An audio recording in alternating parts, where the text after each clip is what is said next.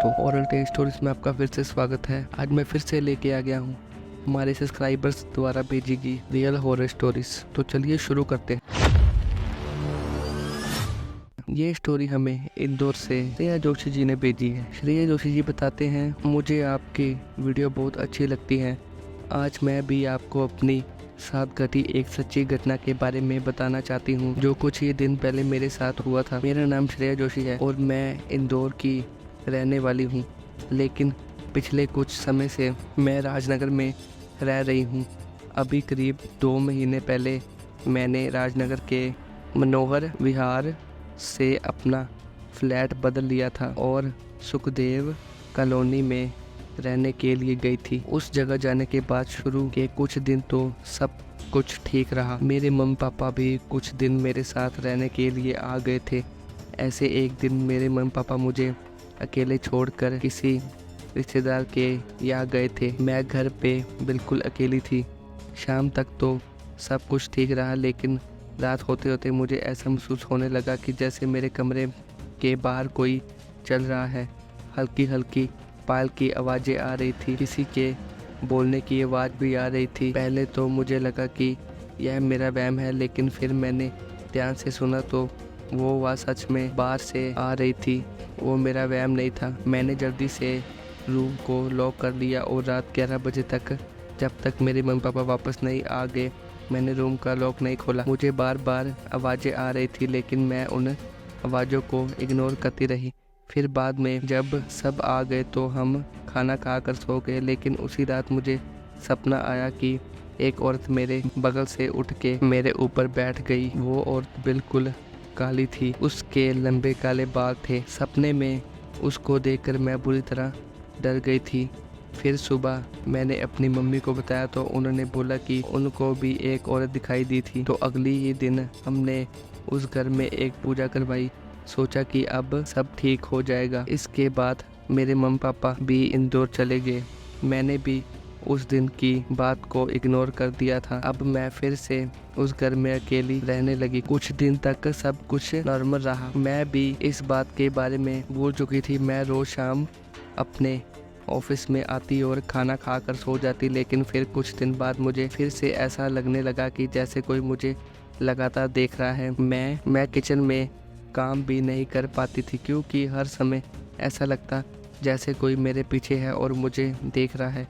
एक दिन मार्केट से आते हुए जब मैं ऊपर आ रही थी तो मैं बहुत अजीब तरह से सीढ़ियों से नीचे गिर गई, जैसे किसी ने मुझे धक्का मारा हो। पर मैं बच गई, ज़्यादा चोट नहीं लगी, नहीं तो मेरे साथ बहुत बुरा हो सकता था। फिर उसी रात मैं खाना बना के बालकनी में फ़ोन पर बात कर रही थी। रात करीब 11:30 बजे का टाइम था। मैं बात करते करते ही अपने रूम में आई और रूम लॉक करके चेयर पर बैठ गई। अब मैं फ़ोन पर बात कर ही रही थी कि मुझे अचानक से ऐसा लगा जैसे कोई मुझे देख रहा है। सामने जो गेट था वो नेट वाला गेट था, जिस पर मॉस्किटो नेट लगी हुई थी और मुझे ऐसा लग रहा था जैसे कोई नीचे से मुझे देख रहा है। आवाज़ें भी आने लगी थी, चलने की आवाज़ें, बातें करने की, पायल की आवाज़ें। मैं बहुत डर गई और चिल्लाने रोने लगी। मैं जितना तेज चिल्ला रही थी, मुझे बाहर से उतनी ही खुश होने की आवाज़, हंसने की आवाज़ आ रही थी। मैं बुरी तरह से रोने लगी, जैसे कि आज मेरी आखिरी रात हो। फिर मैंने लैंडलॉर्ड को बुलाया और उनको सारी बात बताई। उनको लगा कि मेरा वहम है, लेकिन रात में मैं फिर उन्हीं के यहाँ सोई और सुबह होते ही मैं अपनी दीदी के यहाँ आ गई। फिर मेरी दीदी के ससुर जी ने एक पंडित से पता किया कि पंडित जी ने बताया कि उस घर में शमशान की लकड़ी जली हुई है, इसलिए उस घर में ऐसा हो रहा है। वहाँ 2 आत्माएं हैं, और एक औरत की और एक आदमी की। जितना जल्दी हो सके उस घर को खाली कर दो। उसी रात मेरे पापा भी वहाँ आ गए थे, इसलिए मुझे ना चाहते हुए भी उस घर में वापस जाना पड़ा। शाम तक सब कुछ ठीक था।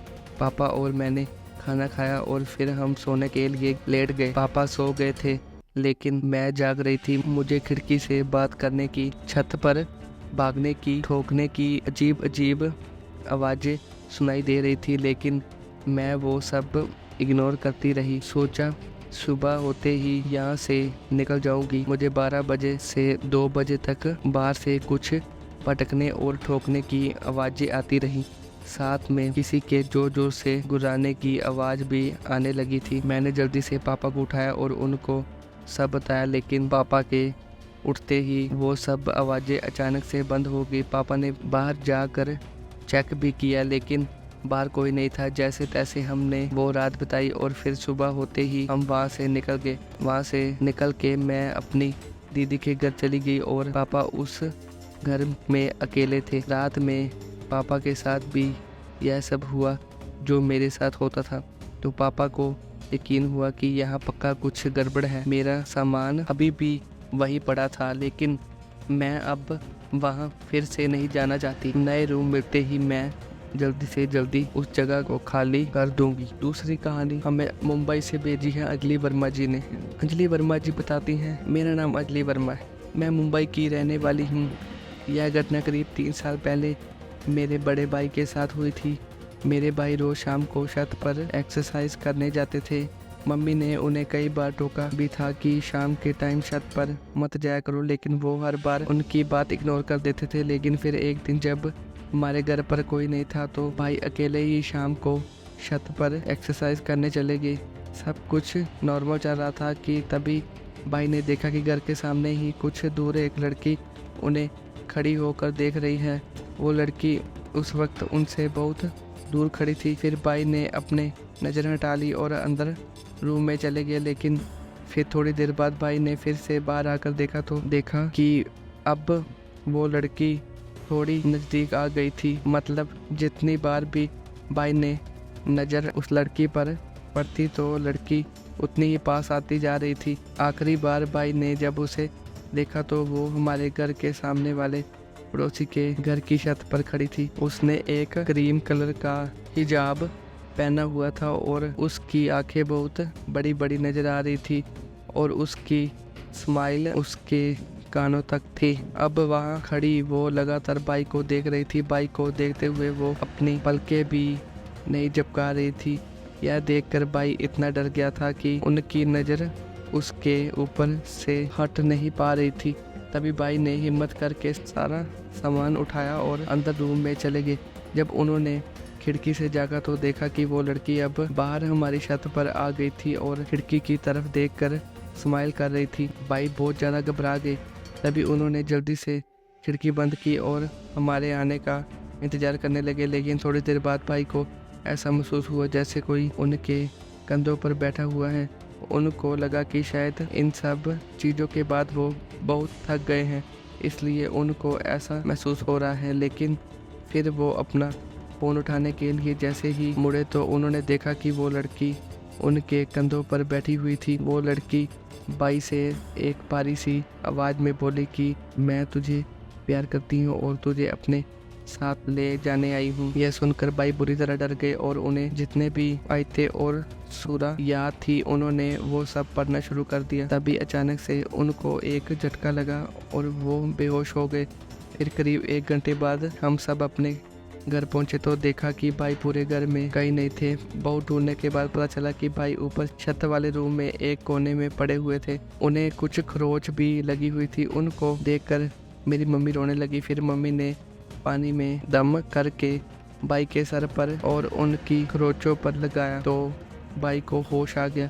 फिर भाई ने मम्मी को सारी बात बताई तो मम्मी जल्दी से उसको एक मौलाना के पास लेकर गए। मौलाना ने बताया कि वो लड़की असल में एक जिन्नात थी जो हमारे ही इलाके में रहती थी।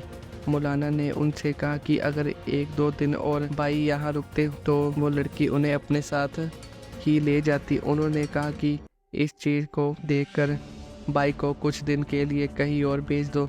तो मम्मी ने भाई को मेरे मामा के घर भेज दिया और वहाँ भाई धीरे धीरे ठीक हो गए। इस घटना के बाद से मेरे भाई ने कभी शाम के वक्त छत पर एक्सरसाइज करना तो दूर छत पर जाना ही बंद कर दिया। अब भी जब भाई कभी कभी उस लड़की को याद करते हैं तो उनकी आंखों में डर साफ दिखाई देता है।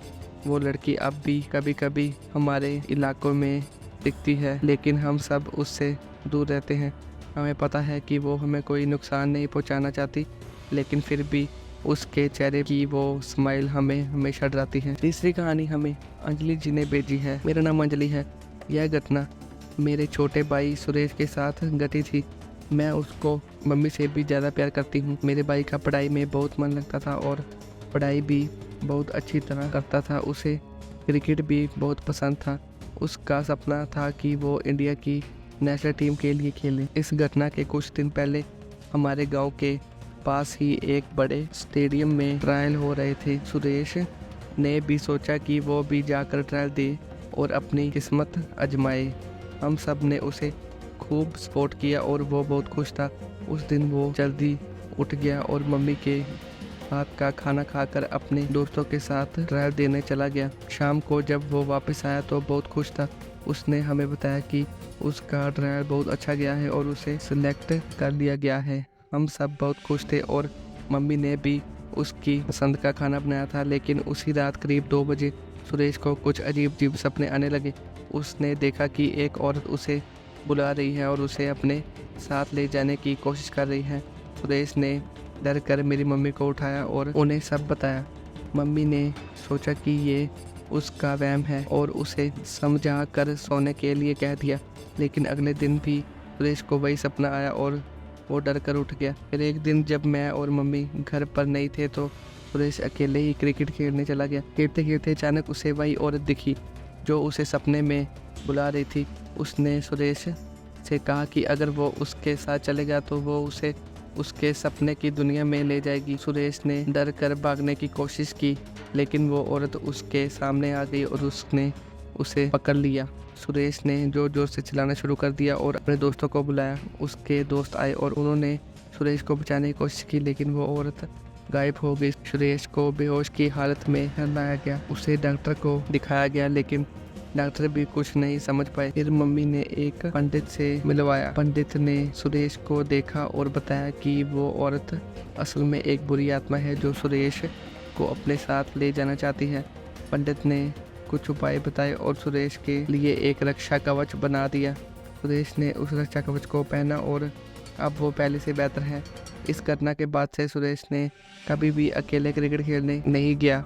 हम सब ने उसकी सुरक्षा का खास ध्यान रखा। वो अब भी क्रिकेट खेलता है लेकिन हम उसे कभी भी अकेले नहीं छोड़ते। हमें खुशी है कि सुरेश अब सुरक्षित है और हम सबके साथ हैं। धन्यवाद।